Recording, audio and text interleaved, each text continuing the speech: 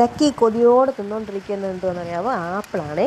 അവന് നമ്മൾ വേവിച്ച ആപ്പിൾ കൊടുത്തു കഴിഞ്ഞാൽ അവൻ കഴിക്കത്തില്ല. അതുകൊണ്ട് പച്ച ആപ്പിൾ തൊലി കളഞ്ഞ് മിക്സിയുടെ ജാറിക്കകത്തിട്ട് അടിച്ച് കൊടുക്കുന്നതാണ്. പിന്നെ മിക്സിയുടെ ജാറി എന്താ കഴിക്കുന്നതെന്ന് വെച്ച് കഴിഞ്ഞാൽ ഇവൻ്റെ രീതി എന്ന് പറഞ്ഞാൽ ഇവന് ഫുഡ് എന്തിനകത്ത് ഉണ്ടാക്കുന്നോ അതിൽ കൊടുക്കണം. അതാണ് അവൻ്റെ രീതി. ഞാൻ പിന്നീട് ഒരു വീഡിയോ അത് ചെയ്ത് കാണിക്കാവേ.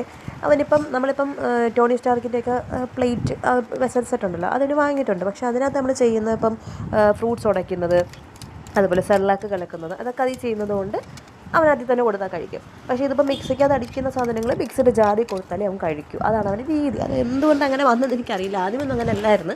പതിയെ പതിയാണ് ആ ഒരു രീതിയിലേക്ക് മാറിയത്. അതുകൊണ്ടാണ് മിക്സിയുടെ ജാറിൽ കഴിക്കുന്നത്. പിന്നെ ഈ മാനത്തോട്ട് നോക്കിയിരിക്കുന്നത് എന്താണെന്നറിയാവോ?